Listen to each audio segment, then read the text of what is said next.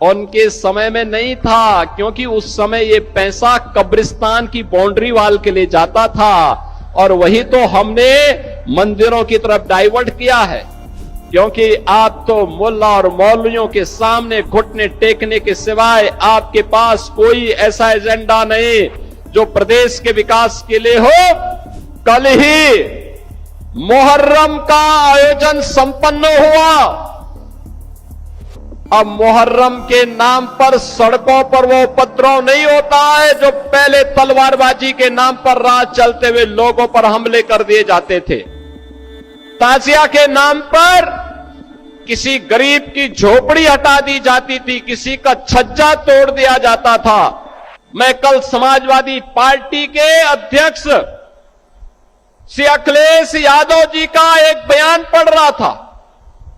वो कह रहे थे कि उनकी सरकार आएगी तो अयोध्या को धार्मिक नगरी बनाएगी।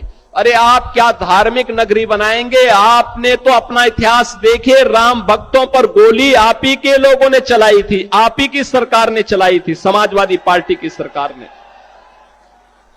आज जब राम भक्तों के परिश्रम और पुरुषार्थ से प्रधानमंत्री मोदी जी के नेतृत्व में अयोध्या अब त्रेता युग का स्मरण करा रही है, तो आपके मुंह में भी पानी आने लग गया है।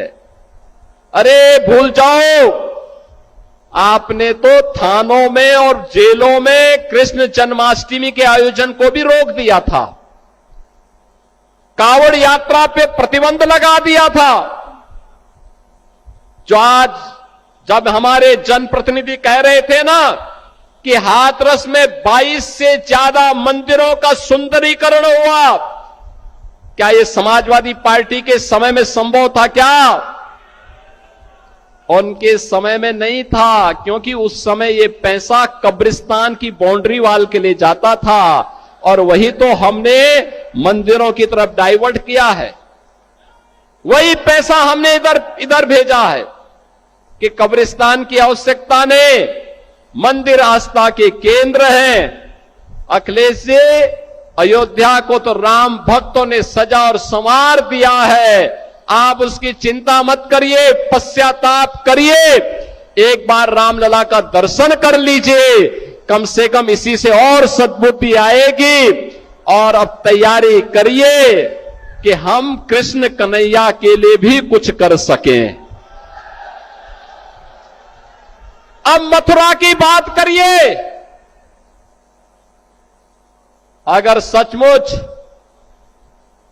अपने को धार्मिक कहलाने का प्रयास कर रहे हो तो मथुरा वृंदावन पे खुल करके बोल दीजिए, श्री कृष्ण जन्मभूमि पर खुल करके बोल दीजिए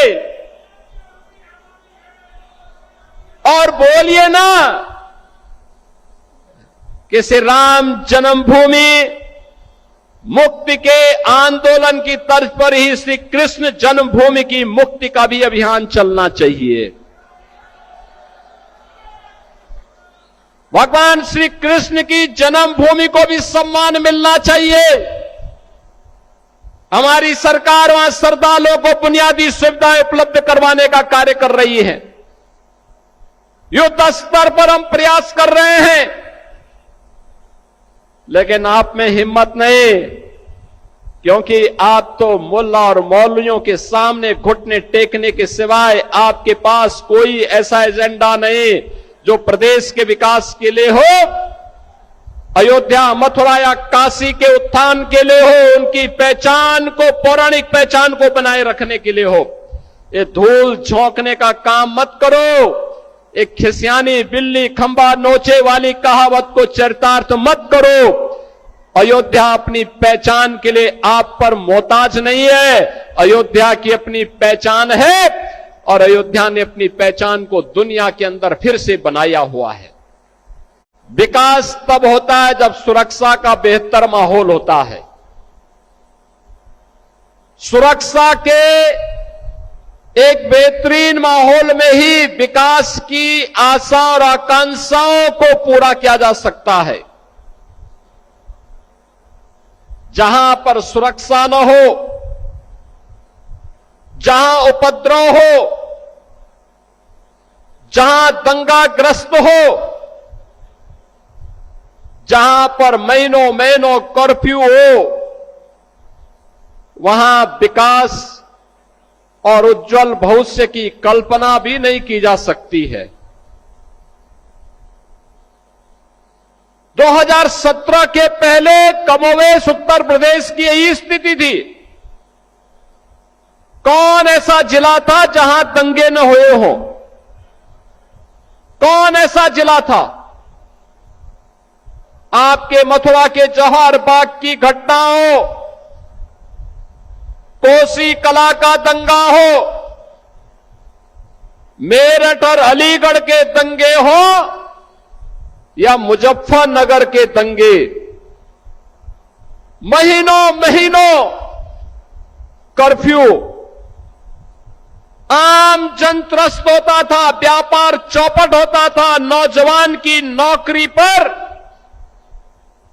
उसे हाथ धोना पड़ता था, जनजीवन अस्त व्यस्त होता था, प्रदेश बदनाम होता था। और आपने देखा होगा पिछले 9 वर्ष में उत्तर प्रदेश में कोई दंगा नहीं, कोई कर्फ्यू नहीं, कोई गुंडागिर्दी नहीं। कल ही मुहर्रम का आयोजन संपन्न हुआ। अब मुहर्रम के नाम पर सड़कों पर वो उपद्रव नहीं होता है जो पहले तलवारबाजी के नाम पर राह चलते हुए लोगों पर हमले कर दिए जाते थे। ताजिया के नाम पर किसी गरीब की झोपड़ी हटा दी जाती थी, किसी का छज्जा तोड़ दिया जाता था, हाई टेंशन तार को जबरन हटा दिया जाता था। सरकार ने एक व्यवस्था बनाई, नहीं, एक गरीब की झोपड़ी और उसका मकान महत्वपूर्ण है, आप ताजिया की साइज को छोटा कर दीजिए, जरूरी नहीं है कि किसी गरीब का मकान हटे, छज्जा नहीं टूटेगा, हाई टेंशन तार नहीं हटेगा।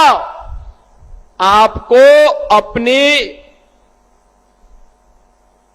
स्वयं के लिए ताजिया की हाइट को कम करना पड़ेगा।